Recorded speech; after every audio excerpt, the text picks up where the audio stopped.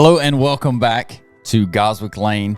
We have some very special guests with us today. This is Lee Hughes and this is Jocelyn Hart. Lee and Jocelyn are very integral in our short-term rental business. I would go as far to say that our short-term rental business would crash and burn without these two.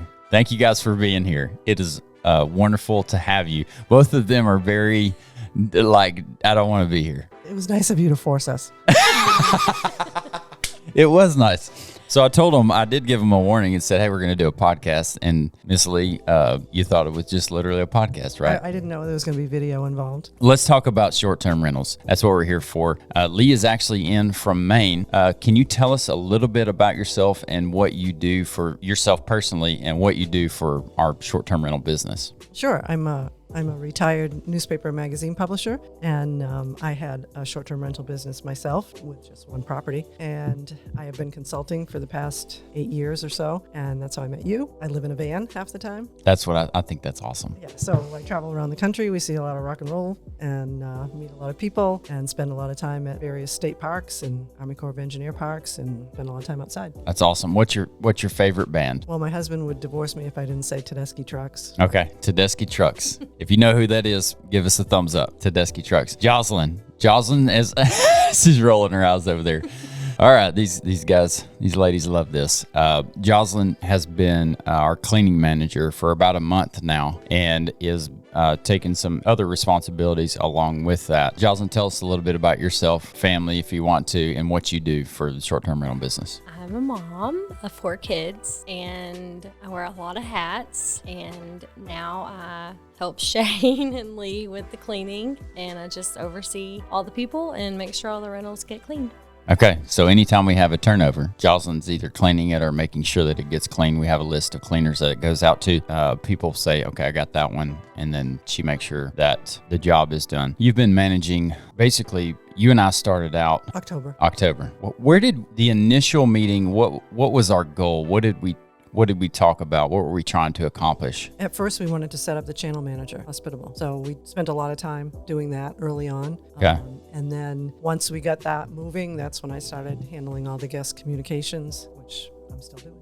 What can you explain to the viewer what a channel manager or what Hospitable does for us? So Hospitable allows us to have all of our properties in one channel, and we can have all of our communications with guests, get notifications. Our calendar is managed, whether we're on Airbnb or VRBO or direct bookings or anything that we want to do can go through this channel manager. Jocelyn can access it and determine her cleaning schedules and give assignments. We could manage inventory through the channel manager. We have automated messages that go out to all the guests from the time they inquire till right after they leave. So there's a whole series of automated messages that we use. Lee, what would you say is the hardest part of your job as basically you're the communicator? You're the link between the home and the guest. It's not hard. The most bothersome part of the job is that people don't read the correspondence and they don't know how to use the codes to get in. And the door codes. Mm-hmm. And really they have all the tools they need in the communication that we send, but people don't take the time to look at it. Have you guys listed anything for sale on Facebook Marketplace recently? No. You ever do that? It is an epidemic that people do not read, period. They look at pictures and then they ask you a question that is answered in the description that you wrote so that they would read it so that they wouldn't have to answer your question. It is I don't think that's an Airbnb specific issue. I think that is an issue with our world today I think critical thinking skills are terribly lacking, solving secondary equations. And what I mean by that is if this isn't solved and I have to think about a second thing to solve this, a lot of people do not know how to go to that secondary level of critical thinking. Jocelyn, a month, you said you wear a lot of hats. Yes. How many hats do you wear? There's too many. Just go day to day. Okay, so let's talk. So we're going to get into cleaning in a minute, but how, people want some life skills here and you're here to teach us today. How do you manage? You have basically 4 jobs, right? Yes. And then you also have 3 kids that are still living in your house that are involved in things. How do you manage all of that? A lot of Google Sheets Okay. and apps on my phone to keep me up to date. Yeah. Are you always on your phone? Yes. Does that bother you? Sometimes. Okay. Why does it bother you if it does bother you? Because every time it dings, I don't ever know what it is. And so I feel like I I always have yeah. to go look. Yeah. I think I'm similar. Like sometimes I've correlated this synopsis in my brain of where when my phone dings, I just assume it's something bad. So I don't ever want to answer it. That's me. Like, Okay. what if I turn my phone off and then my dad calls or something? It's like, oh Yeah. my gosh, go look at your phone. Yeah, I wish I could just throw my phone in the toilet and just leave it there and not have to have it. So the cleaning manager role, what's been your favorite part of that so far? The organization part of it. So Specifically, what are you organizing with that? every time that I get an email from Hospitable, I put the dates into Google Sheets, and then I get to I send it out to all the girls and guys. And then when they message back, I get to fill the spot. So I like seeing that, like right now, all of the spots are filled. It's like instant gratification almost Yes. when they're full. But they're we've full. had, when you first came on, Where they're not full. we had a major transition. And Lee, you could probably speak to some of that. What was going on with cleaning? Cleaning, if you guys don't know, if you're looking at getting into short-term rentals, cleaning is probably the most difficult part of short-term rentals, lining that out. Would you agree? I do, because if it's not clean, it's horrible to deal with the guests. I mean, they're paying for a place to stay and they expect it to be clean. And that's a realistic expectation. Right. And we had a couple of situations where a property had not been cleaned before the guest arrived, and it's hard to talk them off the ledge at that point. It is. It really is. And sometimes it's in the middle of the night. It was kind of a mess for a short while before Jocelyn came on. It just imploded, and we had a number of situations where it was constant communication with guests and trying to get things in shape, but it's been running great now. There's a period of time where it was just like chaos. Yeah, like all my kids were hands on deck because we Yeah. didn't have anybody. So you said your favorite part was the organizational side of it. What has been the most difficult thing for you to adjust to in the role of what you're doing? The quick check-ins would turn same day check-ins, which that happens a bunch now lately with $2.99. Okay. I feel like every time I turn around, like if there's a 2-day gap, somebody's going to take that. So I'm just trying to make sure that gets filled because it is a same day. So what's the solution there on if? Just having people available, which Kim has done fantastic. So Kim is our cleaner. We have all our properties kind of labeled names for them, internal names, and 299 is one of our lakefront properties. And we've had to develop our cleaning processes and our cleaning people. It works better if you have people in that area. So we have 4 in Longview right now and 2 in Lone Star. And it's really difficult for a cleaner to get from Longview to Lone Star. It's a 40-minute drive. She does great. And now she has backup too. So that actually helps us not having to go to Lone Star. What would you want if somebody's wanting to get into the short-term rental business? If they've got a long-term rental right now, and it's like, I'll make a lot more money if I do short-term. What would you tell them, Lee? I think you can make a lot more money. It's harder to manage. I mean, cleaning is big. You're going to have inventory, and you have to think about, if you were the guest, what would you want? I mean, most times when I go to an Airbnb, I do stay at them quite a bit. I want coffee. I want something sweet. Maybe some tea. Maybe some tea. It bugs me when there's no ice in the freezer.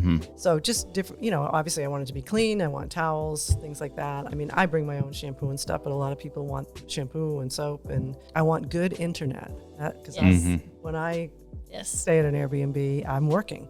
So good internet is really important. I don't care much about TV and movies and that kind of stuff, but a lot of people do. So you want to have that for your guests. And I want a decent kitchen because I cook, those kind of things. It's important. So I think about what you would want if you stayed somewhere, and what you want it to look like, and think about comfort. I think I'm going to add a little bit on top of that of most of the time, like putting yourself in that position is good because it is about the experience. It's about the guest experience, and you want to provide something different than a hotel can provide. That's why they're staying at your property. Put yourself in the guest shoes in that perspective, but from the perspective of how you treat an Airbnb, don't expect the guest to treat your place how you would typically treat. Have you walked into a property before and thought, oh my gosh, Yes. how do people do this? Yes. Can you give me an example? Well, a couple weeks ago, I was actually training people. We walked in to Dennis, and there was stuff all over the countertops. Like, What was it? Literally used every dish, every pot, every pan, every cup,